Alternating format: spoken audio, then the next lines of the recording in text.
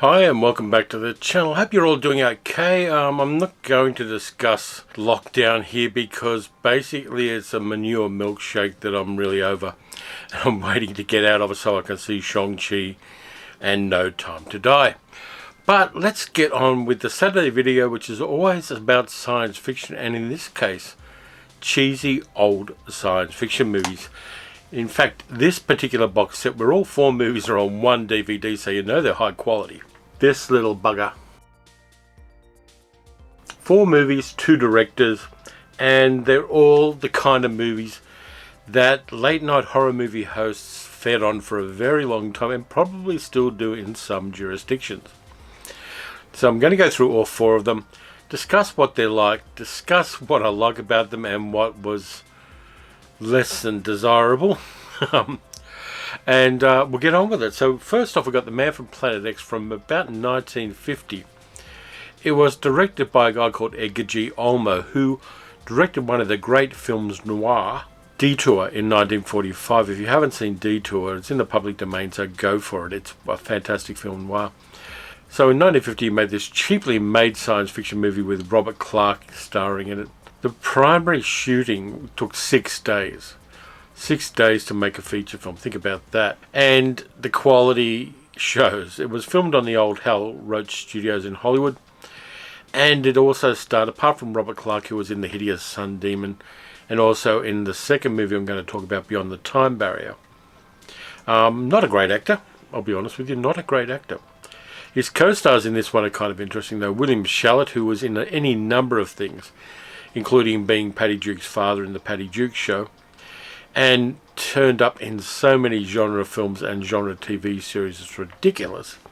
He plays a guy called Dr. Mears, who's the bad guy of the piece, who basically roughs up an alien. You don't see too many movies, apart from Flash Gordon and Buck Rogers, where a guy roughs up an alien, but William Shalett does it in this movie. The other star is a character called Enid, played by Margaret Field, whose daughter Sally Field went on to become a flying nun before she took up with a redneck with a car fetish. She also won an Oscar. So, Man from Planet X. It's set on the Scottish moors for no good reason. And the kind of sets and production values are really cheap. They use sets from a 1948 production of Joan of Arc starring Ingrid Bergman, and used a lot of fog and background bits to kind of hide how cheesy the sets were. Robert Clark plays a generic American who goes and meets a scientist who's just kind of studying a planet which is whizzing through the solar system and is going to come close to Earth. Now, anybody that knows anything about science fiction or physics or astronomy or gravity knows that in normal circumstances would basically be an apocalyptic event, but not in this one. It just kind of whizzes past.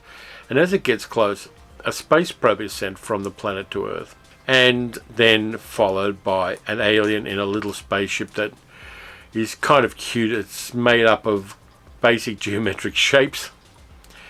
And the alien kind of resembles, more than anything, the Pacific Islander artifacts I've got in the hall of my house. It doesn't talk at all. It's got a great big spacesuit with a bubble headdress, with a valve on the side that lets it control the flow of gases, whatever it breathes, which is positioned really awkwardly and enables people to just turn it off and turn it on whenever they walk past this alien.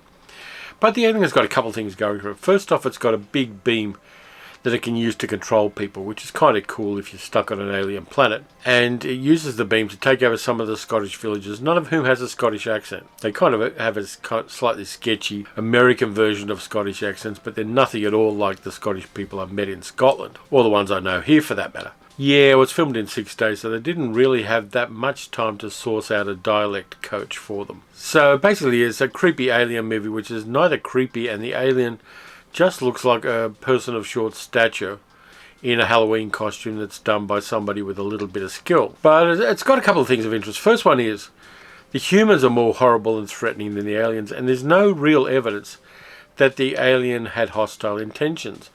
It crashed on Earth. It was trying to look for a way to repair its ship and get away from Earth. And so it took over a few Earth people to use as cheap labour. We do that to ourselves, so it's not particularly an alien quality. The dialogue's quite clunky as well. I really have an ear for bad dialogue, and the bad dialogue in this is as bad as anywhere else. It's generic, it's clunky, there's a lot of exposition in the dialogue.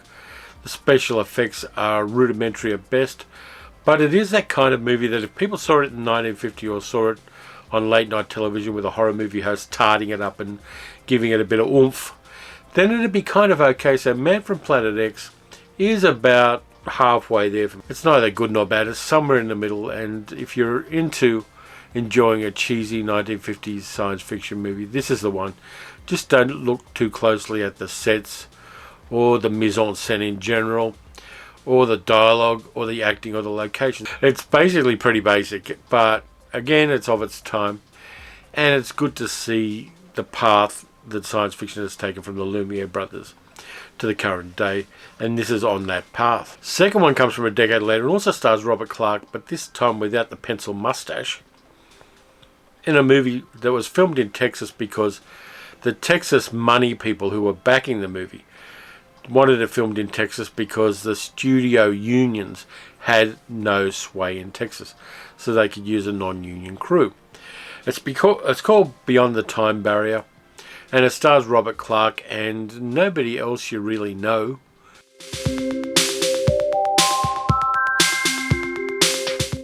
It's about a pilot played by Robert Clark, very generic kind of character, who tests a new rocket plane for the Air Force, takes off from an Air Force base in Texas, of course it's in Texas, and ends up in 2024. That horrible futuristic year when everything has gone to hell, there's been an atomic war, you've got mutants, and everybody lives in an underground bunker where all of the decorations are made out of triangles. All the young people in the future have disabilities, they don't speak or hear, but good news is the cute chick is telepathic, and the older people are basically trying to keep the mutants out of where they are, which is a theme you're going to see in one of the other movies as well. Though to be fair, the set designs are kind of cool. The triangular set designs, which seem to be made out of bamboo and parachutes, were by a guy called Ernst Fegte, who won an Academy Award in 1944 for a movie called Frenchman's Creek. Really nice production designer. Did a number of other things as well, including Destination Moon. The George Palfamy was the production designer for that. So he was good. But the budget was crazy limited, so he had to basically use sticks and parachutes for the underground zones. I think they also might have used a little bit of perspex in there. It's kind of a high concept science fiction movie because there are some scientists who travel to the future of 2024 from different years after the apocalypse happened, when people moved to Venus, which in the real world is kind of a bad move, because the surface of Venus is hot enough to melt lead. But leaving that aside, they moved to Venus, and some of these people came back and ended up working as scientists to try to help the underground people survive. The other problem is that, there is one person you might know, an actor called John Van Drielen, who turned up in all sorts of things in the 60s and 70s, mostly on television. And he gives a little bit of oomph to his character. Again, the dialogue is clunky. Robert Clark was never a good actor. He's a Teflon actor in a sense. Every emotion that's thrown at him just kind of slides off. And really, he had nothing going for him. Of course, things go wrong and the mutants attack the underground civilization because that's what the mutants are there for. But the pilot escapes and travels back to try to warn people that 2024 is going to be a shit year and that everything is going to go to hell and the human race is probably not in good shape. The twist ending is probably something that might have been a little bit shocking to early 1960s drive-in audiences, but doesn't really mess us up now. The first two movies are the weakest two of the box set, which is a little bit of a shame, but on the other hand, they are what they are, and they are that kind of drive-in movie, late-night horror show host kind of science fiction films. The third one is one I've got a lot of time for because I saw it in the 1960s. It may even have been with one of our local horror movie hosts hosting it, a guy called Deadly Ernest, played by Ian Bannerman, who was kind of like a zombie version of Harry Palmer. This one is The Time Travelers from 1964, directed by Ib Melchior, and it stars Preston Foster, Philip Carey, Mary Anders, Steve Franken, and Dolly Wells, who was Miss June 1960 in Playboy magazine. Again, this one's low budget, but it's got a secret sauce to it. It's about a bunch of scientists who are testing a time window. They've got a great big television screen on the wall with which they're going to look at various time periods if they can just get the technology to work. They do get it to work, and they take a look at a barren landscape in the future, about 100 years. And then Steve Franken, who is one of the technicians working with the scientists, discovers that it's not actually a window, it's a door, and that you can step into the time period you're looking at it through the window. The scientists do, and the window collapses, and they end up in a post-apocalyptic future full of kind of bald, muscular mutants and a whole bunch of underground people wearing kind of tight pants and planning to take a rocket to Alpha Centauri because, we've messed up one planet, we've got to find new real estate. The leader of the underground people is played by John Hoyt, who people remember played Flesh Gordon's father in Flesh Gordon, amongst other things, and also in When Worlds Collide, he was the rich guy in the wheelchair. So these people from the 20th century are in the 21st century and marveling at the technologies they have. They have the ability to remove chunks of rock and make doorways in caves. They have the ability to create androids, and there are a lot of those around to help with the workload, because you always need a slave workforce and you need to spend all of your time and resources into building robots, basically. And there are a lot of cute things about this one too. There are a lot of magic tricks that are used to kind of imitate future technology, including removing the heads from androids, teleporting people, and using little gadgets and chemistry tricks to make it look like they've got some really groovy technology happening for them.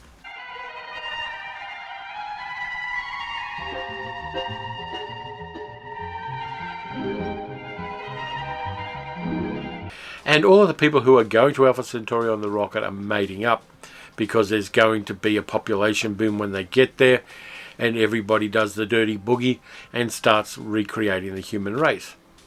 And so the sexual mores of this future time period are a little more groovy than they were in 1964 America. And so you've got women sunbathing in sun lamp areas with a little bit of male gaze, not quite nudity happening. And Dolly Wells' character is quite forthright in her approach to Steve Franken's guy.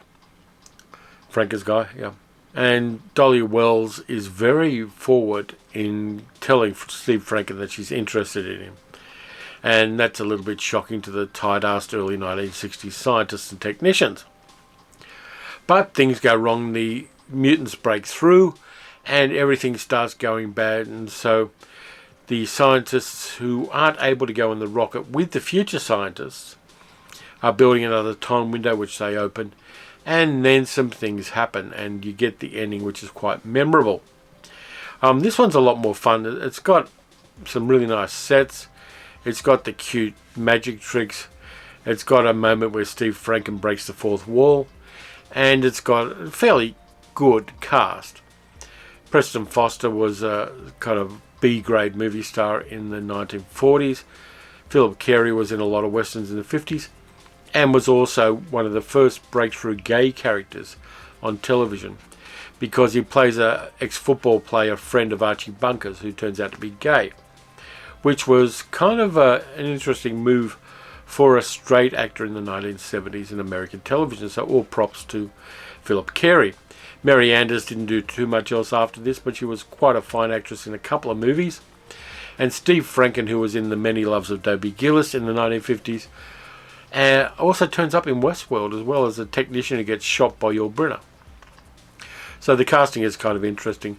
The colour photography is great, and the cinematography is particularly good, because it was one of the first movies that had the cinematography done by Vilmos Zsigmond, who was incredibly important to 1970s American cinema.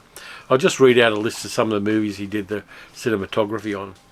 Things you might have heard of, like Deliverance, Close Encounters of the Third Kind, The Deer Hunter, McCabe and Mrs. Miller. The first feature film Steven Spielberg did, Sugarland Express, Heaven's Gate, The Long Goodbye. He was really an interesting cinematographer, and this is at the start of his career when he's doing cheesy science fiction movies. So the secret sauce in The Time Travelers is the cinematography by Vilmos Zsigmond, which is better than this kind of movie usually has. Apparently when it came out in American cinemas, it was part of a double feature, and I'm a big fan of double features. The second part of the double feature, after The Time Travelers, was a Toho Tokusatsu movie called Atragon, which is really good and a lot of fun. And I would really love to sit down and watch The Time Travelers and Atragon together. I think they're a good match as far as 1960s science fiction movies are concerned. The last movie here is the WTF one, The Angry Red Planet from 1959. Again directed by Ib Melchior. It is a crazy piece of cinema for a couple of reasons. First off, it mostly stars radio actors. The actors who are in the film are people who spent a lot of time in the 40s and 50s doing radio and also voiceover work. You got Gerard Moore playing the kind of hero character. He was in any number of things. He was also the voice of Reed Richards in the original Fantastic Four cartoon in the 1960s. Died in 1968 of a heart attack. You've then got Les Tremayne, an English actor who did a lot of work in America and did a lot of voiceover work and did a lot of radio work as well, playing the older scientist. And then you've got Jack Kruschen playing the technician of the spaceship, who, like all working class characters in any of these 1950s and 1960s science fiction movies, is the comic relief character because working class people can't be competent. Then you've got an interesting person, not necessarily an interesting actor, but an interesting person called Nora Hayden playing Iris, who is the biologist of the trip to Mars. And she is, well, what would you say? And she is an exceptionally bad actress. Sounds so foreboding, doesn't it? Mars, ancient god of war. Afraid, Iris? A little. Apprehensive, I guess. Oh, we all are. We wouldn't be human. I know this is a funny way for a scientist to feel, but I wonder if some things aren't better unknown. Her line readings of her dialogue in this film are hypnotically cringeworthy. They are really bad, and her scream looks really strange as well. So she's given some heavy lifting because she's the person who, when the spaceship comes back to Earth, has survived uninjured. Two of the characters have died. Her boyfriend, played by Gerard Moore, is in a bad condition. And she is the person who has amnesia and has to remember what happened on the spaceship because all of the data was wiped from the tapes except for a warning message from Mars saying, "Don't mess with us." And so you get the whole story told in flashback. They go to Mars. They see monsters. They go for a little paddle around a lake and nearly get eaten by an amoeba. They see a rat, bat, spider monster, which is the iconic image of the film. And the craziest thing of all is that it's filmed with a process called Cinemagic, which is cheesy as hell. Cinemagic, basically what they did was they took a negative of the film, and you got to remember this is a color film, so they took a color negative. They solarized it. Now, solarization process you might know from things like the mermaid scene in the Monkeys movie Head. You got that kind of false color solarization look. So what they do is they take the negative of the film, solarize it, and then tint it red to make it Mars. And then they add together paintings, puppets, and really bad sets to give it a look like it's not on Earth. But what this does is it really makes it look shabby. All the shadows are bright rather than dark. All of the people look like they've got wearing white makeup on their faces. And the sets look no less cheesy for that. Now, a couple of the things in the movie kind of work. There are some production designs of the Martian city in particular that were done by Alex Toth, who later did some really fine work in things like Johnny Quest. But for the most part, the movie is cheesy as hell. All of the plot beats of a movie made 10 years before are there. It's got the people going to Mars, and they travel to Mars eating canned food and giving us some really puerile dialogue.